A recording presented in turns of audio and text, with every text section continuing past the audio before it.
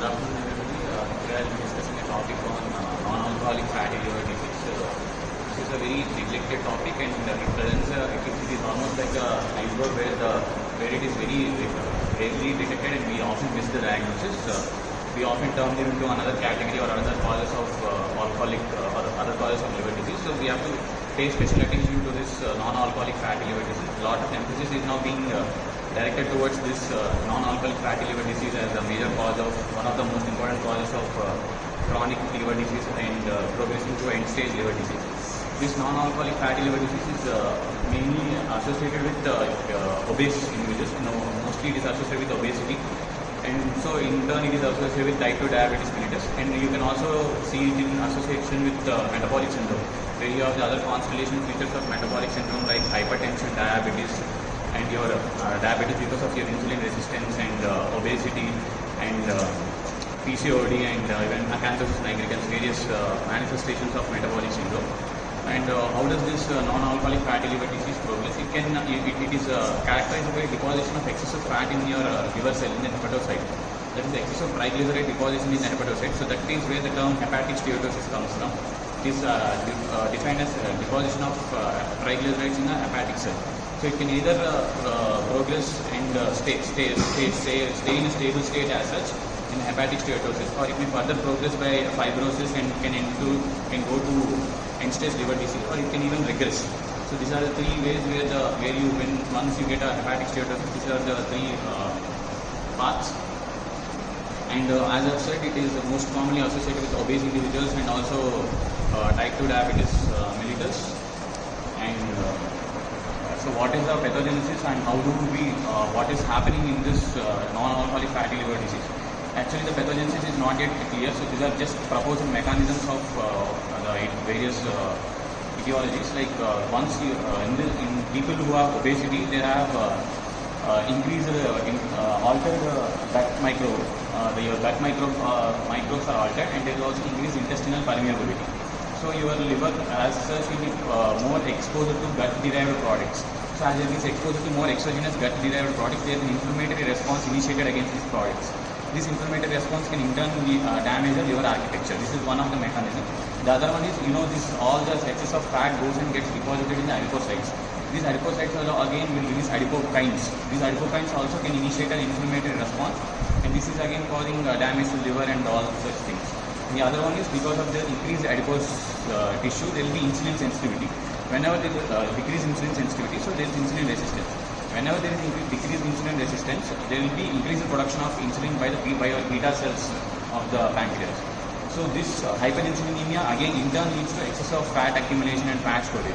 So on a nutshell, what's happening is there is increased deposition of fat, there is increased storage of fat and synthesis of fat, whereas the degradation and all the excretion of the fat is decreasing. So on the whole, there is a positive balance where there is excessive deposition of fat in the liver. So after the pathogenesis, then what is the diagnosis? In these cases, the symptoms are not quite important, but the diagnosis is very important because it is a diagnosis of exclusion. Any liver disease, you more or less find a similar kind of symptoms. So in these patients, we have to take a very proper history regarding their exposures, any hepatotoxic exposures, drugs, infections, and we should again rule out viral illnesses, hepatitis and autoimmune disorders, and we should also rule out, most importantly what we have to rule out is their alcohol intake, because most of them will classify them as alcoholic liver disease and send them off. So we have to take a very careful history of alcohol. So how much alcohol is the patient consuming, we have to very clearly know it. So the safe amount of alcohol which is considered not associated with alcoholic liver disease, 1 drink for a woman in a day and 2 drinks for a man in a day. So if a man consumes more than 2 drinks in a day, we can think of alcoholic liver disease. I think he has having hazardous exposure towards alcohol. In 1 drink, you can classify that if there is 10 grams of ethanol, which accounts to 1 can of beer and 4 ounces of wine. And then other diagnostic ones, drugs we have to take. As earlier pointed out, we have to also exclude exposure to drugs like azathioprine, methotrexate, and amiodarone. And the diagnosis like ultrasound you can use to know the liver architecture, as already pointed out. blood investigations is of not much of help here because LFT can be normal as well. A normal LFT does not rule out a non-alcoholic fatty liver disease, and you don't have any markers as such to identify through the blood chemistry.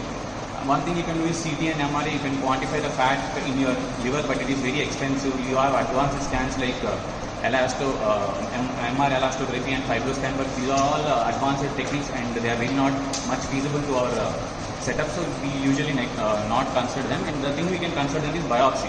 So most important thing is biopsy and look for changes of this fatty deposition. So what is happening is these fats will get deposited in the hepatocyte and causes macrovesicular changes. This is macrosteatosis. So this you can see, and there will be subsequent inflammatory infiltration towards the hepatocyte, and there is ballooning degeneration. So you can clearly make these things out in your histopathological examination, which correlates and which importantly helps in the identification of non-alcoholic fatty liver disease. And as I have already mentioned, clinical features, the patient may be asymptomatic. You can routinely detect him through your routine investigation. Sometimes people will do doing in open surgery, and then they might routinely detect the changes in the liver and ask for a biopsy, like accidentally you can detect it. Your LFTs can be normal, there is not much correlation with it. There may be mild elevation of ALT. And other clinical features like if the patient progresses to liver failure, such kind of clinical features like testicular atrophy, you know all of them like gamma erythema, spiral telangiectasias, gynecomastia, and even advanced like decompensation, then you'll have ascites, portal hypertension and encephalopathy. All these kinds of clinical features can be seen. And as this is associated with metabolic syndrome or obesity, you have to look for such associations in the patients. For example, you can see his obesity, you can calibrate his body mass index, and also you can look for cardiovascular diseases, ask for history of cardiovascular diseases, and you can ask for diabetes, you can look for diabetes in these patients, and acanthosis nigricans you can look over. And these patients also have accelerated atherosclerotic changes, so they'll be having history of coronary artery disease, as already pointed out, cardiovascular manifestations. And basically all the symptoms or manifestations of metabolic syndrome and have to be looked at. And the treatment, the treatment also is very controversial in non-alcoholic fatty liver disease. We first don't have any proven therapies. One of basic and very important proven therapies is your dietary habits. You can change your diet and physical exercise. Regular physical exercise is the only thing that can guarantee you from not developing a non-alcoholic fatty liver disease. And further, the pharmacotherapy, only 2 drugs, some kind of efficacy they have tested upon, and they have been used. They are vitamin E, because these fatty acids, once they are deposited in the liver, they cause oxidant damage. So the rationale for using vitamin E is because of its antioxidant nature. And the other one is thiazolidinediones. These stimulate the receptor PPAR gamma, which is present in the adipocyte, which is useful for the differentiation of pre-adipocyte to adipocyte. So this helps in the redistribution of the fat from the liver to the adipocyte, so that the fat is not distributed in the liver. So that is some of the examples are rosiglitazone and pioglitazone. And few RCTs among this is they have compared thiazolidinediones and vitamin E and placebo. These 3 they have combined in randomized controlled trial, double blind, and it is a multi-centric trial. And they have enrolled candidates who are non-alcoholic fatty liver disease, and they have followed them up to 2 years. At the time of enrollment, they have done a liver biopsy and seen the changes. Is there any fibrosis? Is there any how much degree of steatosis is there? How much inflammatory damage is there? And at the end of their study, again they have again done a repeated liver biopsy. That is a primary endpoint that they have seen. In the repeated liver biopsy, they have seen if there is any progression of the fibrosis, or if it is static, or there is reversal of the change. Before it going to fibrosis, the steatosis can be reversible. So they have looked at if there is any reversible, and they have compared 3 groups, as I have already said. One is thiazolidinediones, one is placebo, and the other is vitamin E. And these 3 groups, they are double-blinded, and they will be receiving the same amount of pill. That is, the 3 group patients will receive the same kind of pill, so that they are not aware of what they are receiving, and the doctor giving the treatment is also not aware of it.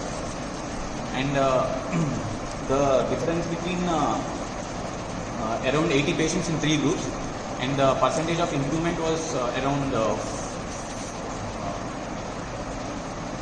40% in vitamin E, and around 30% in thiazolidinediones, and 19% in placebo.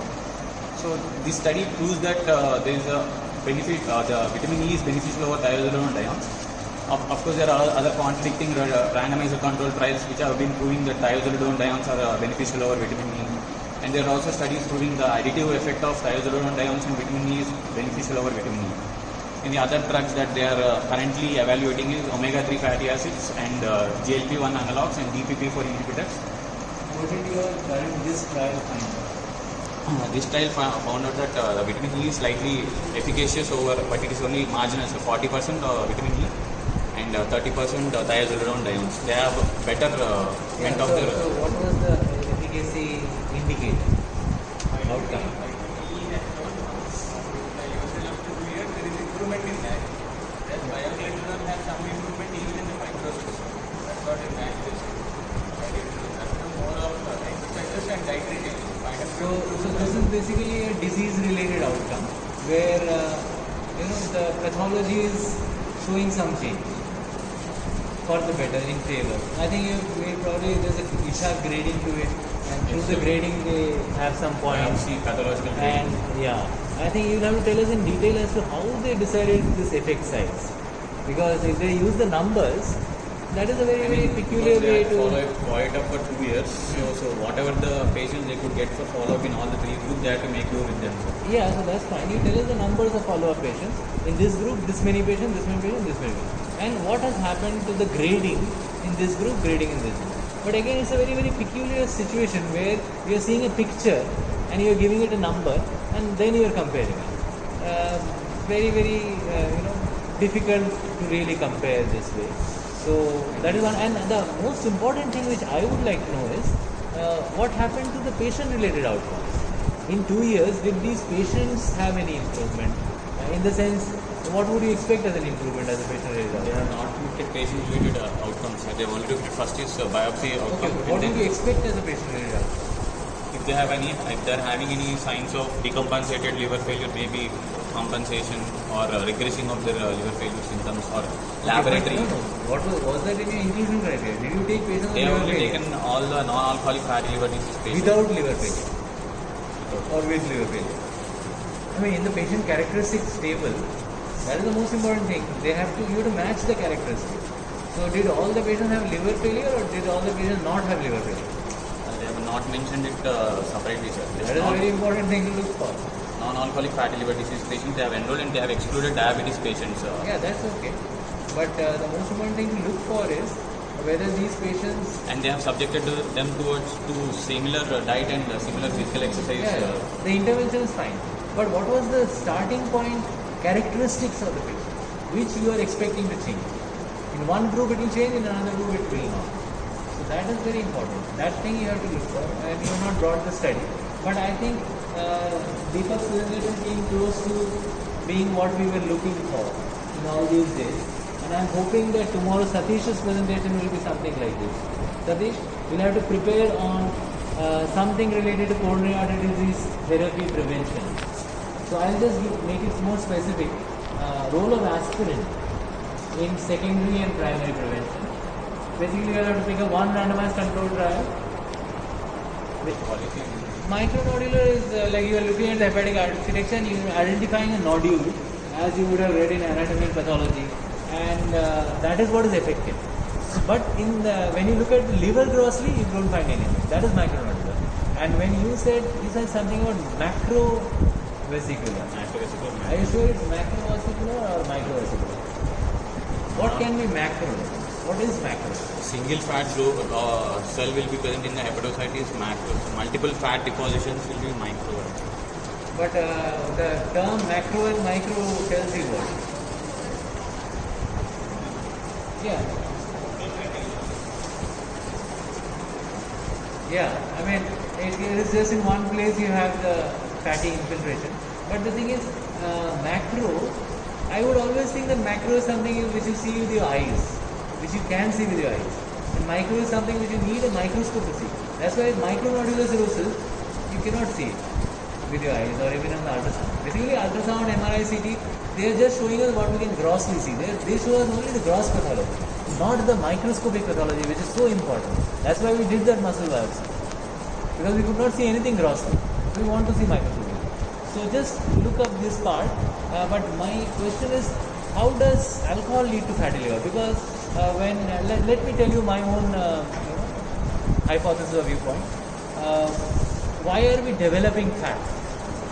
Why are certain muscular individuals also they're developing fat? Because are they consuming fat and developing fat in the belly? Or is it because of increased energy intake, carbohydrates, which is causing the belly fat?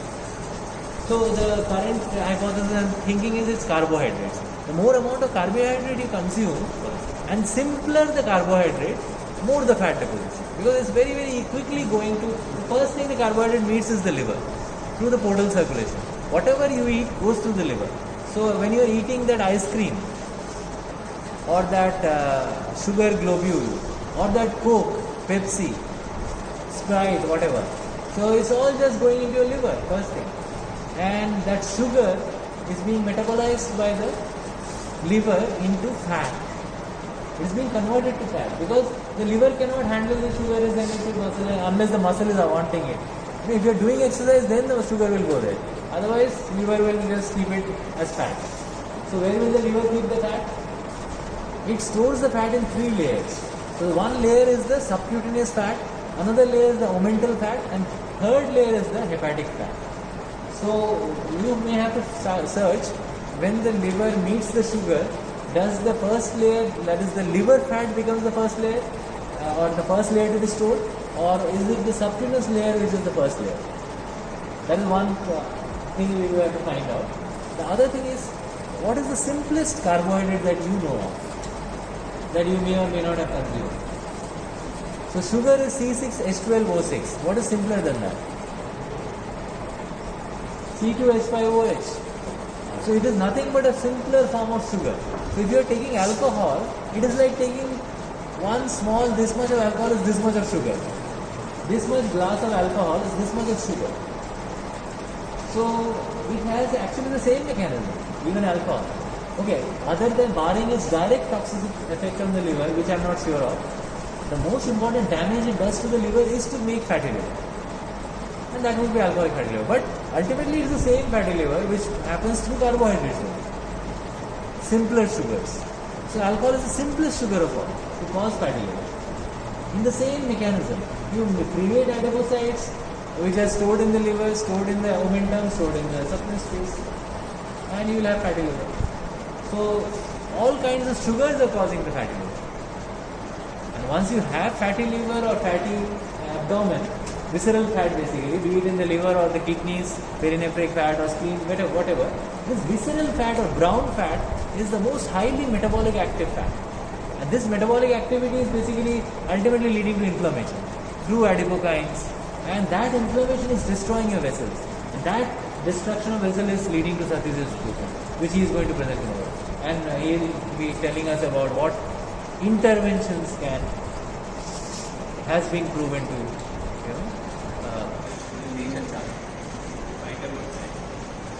so there is a biomarkers. There are many biomarkers. So one such biomarker is cytokeratin.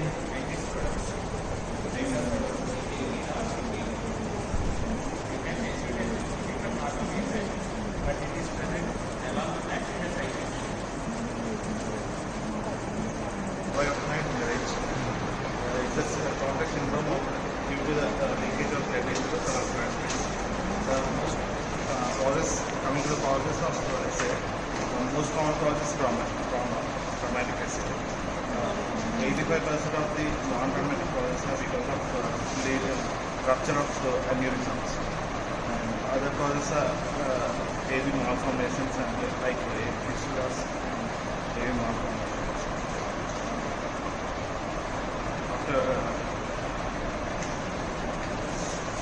Coming to the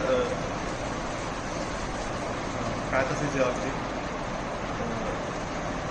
mostly these are caused due to the congenital acquired causes like congenital causes like polycystic kidney diseases and associated conditions, genetic disorders like acquired causes are like hypertension and atherosclerosis.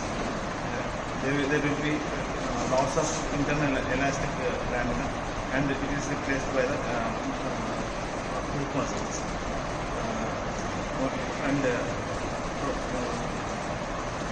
2% of the population generally have this unruptured aneurysms.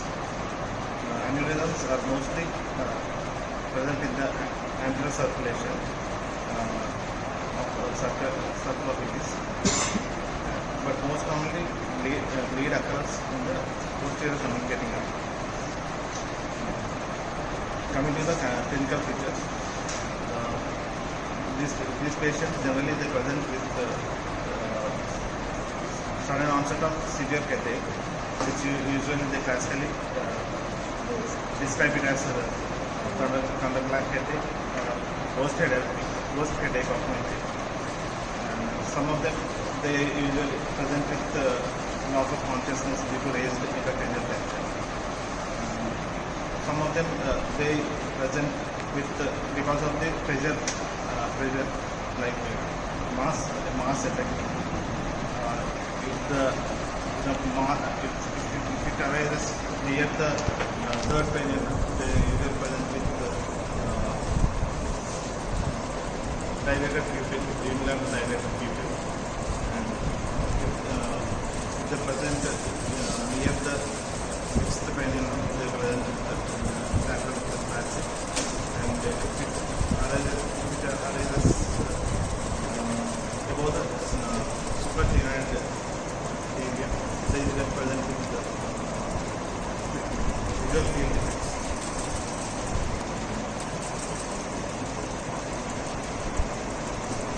At the time of rupture of these aneurysms, they usually present with loss of consciousness due to raised density and due to raised density. Coming to the investigations, the initial investigation of choice is CT brain to rule out other causes and to see the blood in the CSF.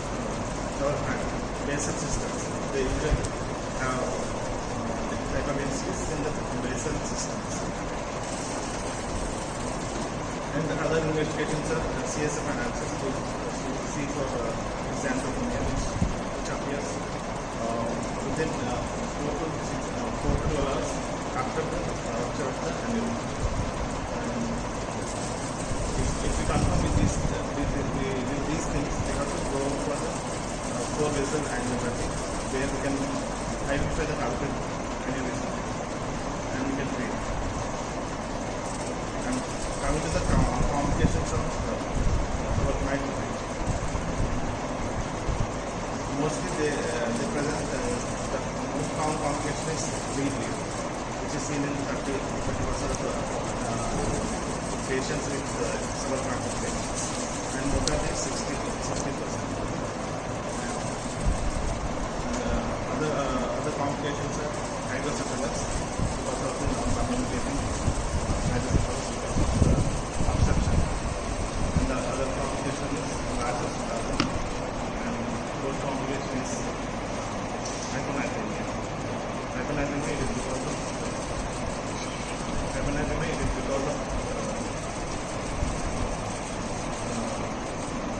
then anti-nutritive peptides which are released, which causes loss of volume and then hyponatremia. Along with anti-uresis, there is the loss of volume presenting in the and vasospasm is because of blood products causing vasospasm. They usually present after 4 days after the bleed, up to 14 days, and peak incidence is 7th day. Hydrocephalus, they generally present in acutely or chronic. In acute cases, they present with loss of consciousness, and in chronic cases, they present with urinary incontinence and walking difficulties with the hospital next.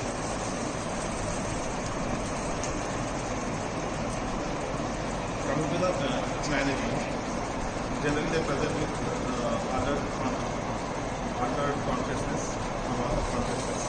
So first of all, we have to take care of the needed, we have to intubate the patient to protect the AFib. And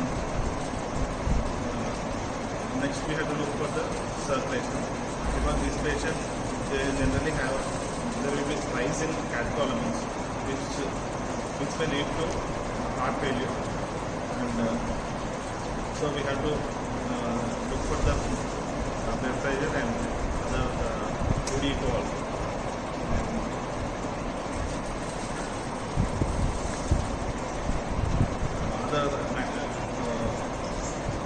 Next come to vasospasm, What do you think in 2D?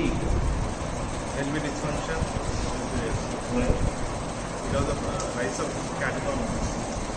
The cause was not found, so they had a dog model which showed that there is rise in catecholamines.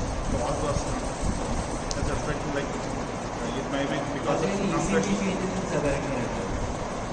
Yes, sir. Yeah, some people Cerebral- want to do their faces on it. Cerebral Sitting to your right. cerebral T waves will be there, or T wave inversion, deep T wave inversion. Cerebral T waves or deep T wave inversion. Why does that happen? The problem is in the brain. Why is the heart showing finding? That's because of rise in catecholamines. So you are suggesting that all those ECG changes is reflected in the ego also, showing LV dysfunction. But again, LV dysfunction is a mechanical problem. Because PA and TA may not be related to it. I mean, is it because ischemia, is it because something else? Or is it because the electrical field is the ECG capture, which we think is the cardiac field? It can also capture the brain field and then develop these abnormalities. So you will have to review the literature on this. What are the reasons for ECG abnormalities in subarachnoid hemorrhage? For that matter, even intracerebral hemorrhage, due to other reasons also, you can have ECG abnormalities. So that, yes, you have that.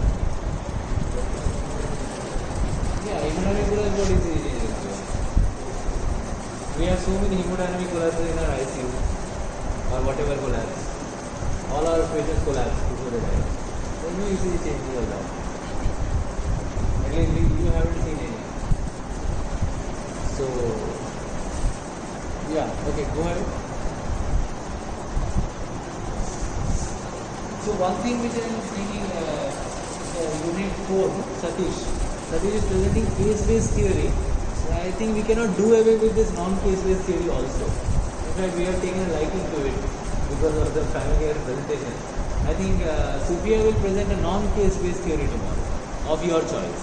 Just like they have chosen themselves subarachnoid. What was the last one? Fatty liver. So your choice. Yeah, like this. And this will be important for you as a viva and as for theory paper. And maybe we will try with Kanisar's help and management to stop your written exams and make it all over. Although maybe if you want to practice handwriting, it's up to you. Once in 2 weeks. We will see. So tomorrow Sophia, Dr. Zain and Dr. Satish. And of course the most important person is this, who will capture all the data and share the data. Isn't it? So you will phone them up and find out if they can send the gait of the patient and whatever general examination finding with the gait, some close-ups wherever there is some lesions, and tachypnea and yes, which these are all MCQs for them. Vasospasm is seen in one first week, second week, third week. See, the whole is peak is 7th day. Okay, yeah. This is managed with like hemodication. Other management like Yeah, so here a very important question comes in. What is the role of hemoglobin overplasm in the management of vasospasm? Yeah, when we were interns, there was no evidence in medicine. So we just learned from Harrison, hemoglobin has to be given and it will come as an MCQ. And we were very happy. But now we know that we need to know the evidence. We need to look it up. Sophia, as soon as you see a drug, just think how it came. What is the evidence? Okay, that's the model. That should be the driving force. That automatically will give you towards evidence. So tomorrow aspirin and Supriya will leave it to her. But nimodipine should have been like Deepak found out something about vitamin E and huh. 1989, yeah. I remember that was the time we were, yeah. Double blind analyst. Their progress in cardiovascular conductor is UK. So neurosurgical units they pick. Neurosurgical units. Then 570 patients they selected. They were randomly given placebo and That's how versus nimodipine. And the baseline characteristics of all the patients were the same. And all of them had several. within 96 hours they Yeah, within 96 hours they had given nimodipine. But all of them had same baseline characteristics, which means the aneurysmal bleed was because of probably that what you said was elastic lamina weakness, all of them. Not because of a hypertensive ICP or atherosclerotic damage to the vessel bleed. Yeah, could not be found, but were they like our 35-year-old lady? She also had a hemorrhage with a hematoma in the middle area and with secondary cerebrectum. So, based on the grading they said. Sometimes they scale. yeah, that is like all every grading them. But was the patient characteristics similar to, because that is very important. Nimodipine will act differently in a patient with atherosclerosis and differently in a young cerebral bleed due to a very young age. So that itself will skew the results. So patient characteristic table is a very important table when you are reading any study. So obviously you have not written down patient characteristics. Yeah. That's all right. It's 554 patients. 554. Okay. Drugs were randomly given by a pharmacist. Yes, 554 patients received. How many received nimodipine? How many received placebo? 276 receiving placebo. 278 receiving. Okay, very good. That's a huge trial, huge sample. Not like 11 patients getting 5 and 4. Let's say 4. But that was the only thing which you could find here. Because drugs were given by the pharmaceutical companies. Double blind. Pharmaceutical companies. That is a problem. Anyway, the conflict of interest is very important here of the investigator. If they have got some money from the pharmaceutical companies, then you know where the trial is going. But yeah, it was all double-blinded, randomized. They check the data and something. Yeah, that's okay. But then they will further know that this patient is getting nimodipine, so he should have better outcomes. And they will write better outcomes. That's how it works. So you have to be blinded. Okay, go ahead. Endpoint was incidence of cerebral infarction. What? Endpoint. Yes. Yeah, because vasospasm will cause cerebral infarction.